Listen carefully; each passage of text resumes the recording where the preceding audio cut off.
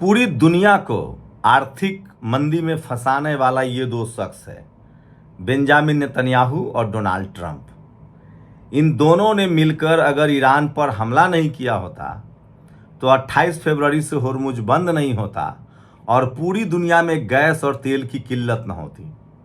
सोचिए, आज फिर कुवैत में एयरपोर्ट पर ईरान ने जो मिसाइल दागे उसमें एक भारतीय की मौत हो गई। मैं बार बार कह रहा हूं, खुद डोनाल्ड ट्रंप ने कहा है कि बेंजामिन नेतन्याहू से दुनिया नफरत कर रहा है, ये शख्स जेल में होता अगर मैं नहीं होता। मतलब इजराइल के पापों का घड़ा जो है वो अमेरिका ढो रहा था और वो घड़ा खुद उसके सिर पर फूट गया है। आज फिर से इराक में, कुवैत में ईरान के मिसाइल बरसे हैं, ईरान के ड्रोन्स गिरे हैं, इसीलिए क्योंकि वहां पर अमेरिका फिर से बड़ी तैयारी कर रहा था। अब ईरान को रियल टाइम इंफॉर्मेशन मिल रहा है। वहीं इजराइल ने जो लेबनान पर कई बार हमले किया है, अब लेबनान भी खुलकर इजराइल पर हमले करने लगा है, क्योंकि हूती, हमास और हिजबुल्ला इन तीनों के पास ईरान के खतरनाक मिसाइल पहुंचने लगे हैं। तो ये युद्ध अगले मोड़ पर पहुंच गया है। दरअसल अमेरिका लगातार कोशिश कर रहा है साम दाम दंड भेद। पहले वो गिदर भभकी देता है, धमकी देता है, जुमलेबाजी करता है कि हम हमारी बात मान लो, नहीं तो तुम्हें नेस्तनाबूद कर देंगे, ख़त्म कर देंगे। ओमान को भी कहा कि अगर तुमने होर्मुज पर ईरान की मदद की तो ख़त्म कर देंगे। लेकिन सवाल है कि 28 फरवरी से दर्जनों बार, दर्जन खाड़ी देशों पर, इराक पर, बहरीन पर, ओमान पर, सीरिया पर, कतर पर, जॉर्डन पर, संयुक्त अरब अमीरात पर, सऊदी अरबिया पर, कुवैत पर, इन तमाम देशों पर ईरान ने मिसाइल दागे। अगर इन देशों की ताकत होती बगैर अमेरिका के तो ये हमला करते।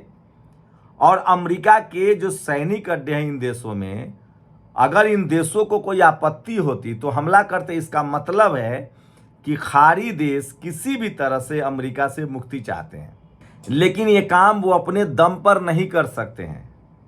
इसीलिए मुझे लगता है कि ईरान के साथ खाड़ी देशों की बड़ी खतरनाक प्लानिंग है और वो चाहते हैं कि अमेरिका खाड़ी देशों से सफाया हो जाए। क्योंकि इस समझौते में एक नया मामला आया। जैसे ही ईरान ने कहा कि अमेरिका को $300 बिलियन की भरपाई करनी पड़ेगी, लगभग 25 लाख करोड़ से ज़्यादा, $24 बिलियन जो उसकी रकम बैंकों में जमा है, दुनिया भर में फ्रीज है प्रतिबंध की वजह से, उसे भी जारी करना पड़ेगा। साथ ही उसे ग्लोबल ट्रीटी करना पड़ेगा कि वो किसी देश पर हमला नहीं करेगा। उसके बाद अमेरिका ने कहा कि तमाम खाड़ी देशों को, जिसमें पाकिस्तान को भी इंक्लूड किया, जितने मुस्लिम देश है, इस्लामिक देश है, आपको अब्राहम अकॉर्ड पर दस्तखत करना पड़ेगा। अब अब्राहम अकॉर्ड क्या है वो समझिए। अब्राहम अकॉर्ड का मतलब है कि आपको इजराइल को मान्यता देना है, इजराइल पर हमला नहीं करना है, इजराइल को नुकसान नहीं पहुंचाना और इजराइल को एक राष्ट्र के तौर पर आपको मान्यता देना है। इसका मतलब है कि अमेरिका को इजराइल के खत्म होने का डर सता रहा है। दरअसल जानकार बता रहे हैं कि ईरान इंतजार कर रहा है कि कब अमेरिका अपना झोला बिस्तर समेटे और वो इजराइल को खत्म कर दे। दरअसल ईरान डिप्लोमेटिक, कूटनीतिक तरीके से कभी भी गलत नहीं दिखना चाहता है। अब तक ईरान की कूटनीति ने अमेरिका को अलग थलग कर दिया है। युद्ध में सिर्फ हथियार से ही नहीं लड़े जाते हैं, सेना से ही नहीं लड़ाई होती है, एक कूटनीतिक वॉर भी चलता है। और कूटनीतिक वॉर की बात करें, अगर डिप्लोमेटिक वॉर की बात करें तो ईरान एक बड़ा विजेता बनकर उभरा है। ईरान जब पाकिस्तान में बातचीत करने के लिए गया था तो अपने जहाज में उन बच्चियों की तस्वीरें ले गया था जिन बच्चियों को मौत स्कूल पर बमबारी की वजह से हुई थी। और पूरी दुनिया में ईरान ने साबित कर दिया था कि वो जो पैट्रियोट मिसाइल था वो अमेरिका का था जो स्कूल पर गिरा था। उसके बाद पूरी दुनिया में अमेरिका की किरकिरी हुई। अभी भी ईरान कह रहा है कि एक ग्लोबल ट्रीटी होना चाहिए। अब वो वक्त गया जब आप किसी देश पर हमला कर दे और भाग जाए। अमेरिका से साफ साफ ईरान कह रहा है कि कोई भी समझौता तभी होगा जब तुम इस युद्ध का हर्जाना दोगे, जो लगभग $300 बिलियन का शुरुआती आकलन है। और इस युद्ध में सोचिए अमेरिका को कितना बड़ा नुकसान हुआ है। अमेरिका के 50 से ज़्यादा जेट गिरा दिए हैं ईरान ने। मतलब ईरान का जो वायु सीमा है, जो उसका वायु क्षेत्र है, वो पूरी तरह से सुरक्षित है।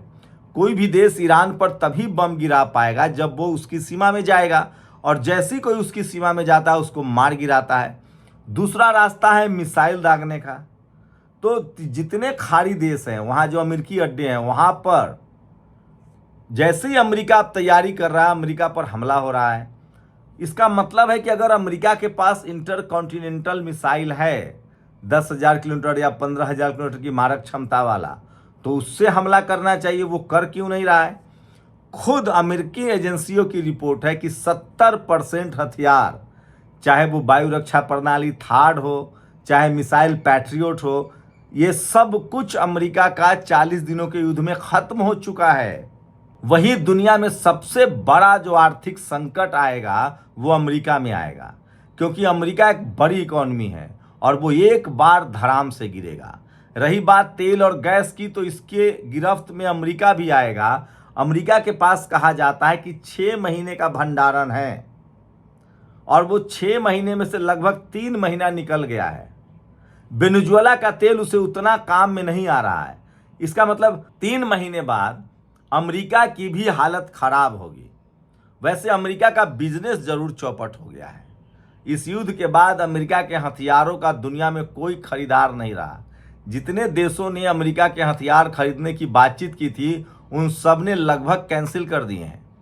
उसमें यूरोप के भी देश है, स्विट्जरलैंड ने कैंसिल किया है, कनाडा जो उसका पड़ोसी देश है उसने कैंसिल किया है, और पूरी दुनिया के लोग अब ईरान, चीन, रूस की तरफ वहां से हथियार खरीदने की कोशिश कर रहे हैं। और खासकर ईरान के मिसाइल्स और ड्रोन ने साबित कर दिया है कि सस्ता हथियार जो है वो ज़्यादा मुकम्मल है। तो सोचिए, दूसरे दौर में फिर से जैसे ईरान को अंदेशा हुआ कि अमेरिका बड़ी तैयारी कर रहा है हमले की, उसने फिर से कुवैत पर बड़ा हमला किया है और उसके एयरपोर्ट को पूरी तरह से जला डाला है। इसका मतलब है कि ईरान की ताकत अभी भी बनी हुई है। बीच बीच में कई बार ड्रोन और फाइटर जेट भेजकर होर्मुज के आसपास अमेरिका ने मंडराने की कोशिश की है, लेकिन यह नाकाम साबित हुआ और ईरान ने उसके जहाज को मार गिराया है। होर्मुज जो है वो नस दबा हुआ है अमेरिका का। सोचिए, 28 फरवरी से पहले होर्मुज खुला हुआ था। दुनिया भर के देश में गैस और तेल की किल्लत नहीं थी। जैसे ही अमेरिका ने और इजराइल ने ईरान पर हमला किया, ईरान ने होर्मुज बंद कर दिया। होर्मुज बंद करने से क्या हुआ कि खाड़ी देशों के तेल का कारोबार भी चौपट हुआ, साथ ही अमेरिका में भी तेल की सप्लाई रुकी। उसके जेट में तेल डालने के लिए नहीं था। अब ईरान का जो डर है, 45 सालों से जो डर था, वो खत्म हो गया है। उसे लग रहा है कि उसको जो करना था उसने कर दिया। 45 साल की उसकी तैयारी ने दिखा दिया कि अमेरिका को मारा जा सकता है, भगाया जा सकता है। और अमेरिका के जेट गिरे हैं, लगभग 50 जेट गिरे हैं, 16 युद्धपोत डूबे हैं, 126 ठिकाने खत्म हुए हैं। अमेरिका अपना दर्द किसी को बता भी नहीं पा रहा है कि कितना बड़ा नुकसान हुआ है उसका, और वो अब चाह कर भी ईरान पर हमला नहीं कर सकता है। अगर वो अब कोई दुस्साहस करता है तो वो इतना भयानक होगा जिसका आप अंदाजा नहीं लगा सकते हैं। क्योंकि कहा जा रहा है कि धीरे धीरे ही सही, नॉर्थ कोरिया, चीन और रूस ने इतने हथियारों की सप्लाई कर दी है ईरान को कि उसके पास इंटरकॉन्टिनेंटल मिसाइल भी है। लेकिन ईरान डिप्लोमेटिक तरीके से गलत साबित नहीं होना चाहता है। वो तभी हमला करता है जब उसको अंदेशा होता है या उसके हवाई क्षेत्र में कोई ड्रोन या जेट आता है या कोई भी नौसैनिक का जहाज आता है। होर्मुज के आसपास पूरा कंट्रोल ईरान का है, और यही अमेरिका के लिए सबसे बड़ा दर्द बना हुआ है। लगभग 1700 बड़े शिप जो है वो होर्मुज के उस तरफ फंसे हुए हैं, फारस की खाड़ी में फंसे हुए हैं, और ईरान ने साफ कह दिया है कि जब तक हर्जाना नहीं तब तक होर्मुज नहीं खुलेगा। वही दुनिया के तमाम देशों के लिए होर्मुज खुला हुआ है, लेकिन अमेरिका कह रहा है कि हमारे देश में तेल नहीं आएगा तो किसी के देश में तेल नहीं जाएगा। वही ईरान की अपनी जो ज़रूरतें हैं वो पूरा हो रहा है। उसके पास तेल और गैस है, खाने के लिए वो अन्न उपजा लेता है। साथ ही चीन को और पाकिस्तान को, बांग्लादेश को वो ट्रेन से तेल भेज रहा है। मतलब उसको उसकी कमाई भी हो रही है। तो ईरान पूरी तरह से अब मालामाल हो रहा है। दुनिया में अब उस पर कोई बंदिशें नहीं है, वो जिसको चाहे तेल बेच सकता है। हाँ, वही देश डर से ईरान से तेल नहीं खरीद रहे हैं जो अमेरिका के पिछलग्गू हैं। लेकिन पूरा यूरोप, पूरा लैटिन अमेरिका, पूरा अफ्रीका समझ गया कि हमें ईरान के साथ बने रहना पड़ेगा, क्योंकि अमेरिका का वक्त जा चुका है। अब अमेरिका जो है वो चौथी शक्ति बन गया है, वो पहली महाशक्ति नहीं है जो मार्क रूबियो, उसका विदेश मंत्री, कह रहा है कि अभी भी हम पहला सुपर पावर हैं। चीन ने आर्थिक रूप से, सामरिक रूप से, हथियारों का मसला हो, उसका जो सबसे बड़ा कारोबार था पेट्रो डॉलर कारोबार, वो चौपट हो गया है। हथियारों का कारोबार था, वो चौपट हो गया। और सोचिए, एक डोनाल्ड ट्रंप ने अमेरिका को आसमान से जमीन पर पटक दिया है। तो ईरान मजबूती से बना हुआ है। इसमें भी सबसे बड़ा सवाल है कि देर सवेर इजराइल को खत्म होना होगा, क्योंकि इजराइल के खिलाफ ईरान की बड़ी तैयारी चल रही है। और जो बड़ा युद्ध होगा वो हमास, हिजबुल्लाह और हुती मिलकर इजराइल पर हमला करेंगे, क्योंकि इजराइल कूटनीतिक रूप से गलत साबित नहीं होना चाहता है। इसलिए अब वो एक बड़े प्रॉक्सी वॉर में जाएगा। जैसे अमेरिका इजराइल के कंधे पर बंदूक रखकर चलाता था, अब ईरान हिजबुल्लाह, हमास और हुती के कंधे पर बंदूक रख के चलाएगा।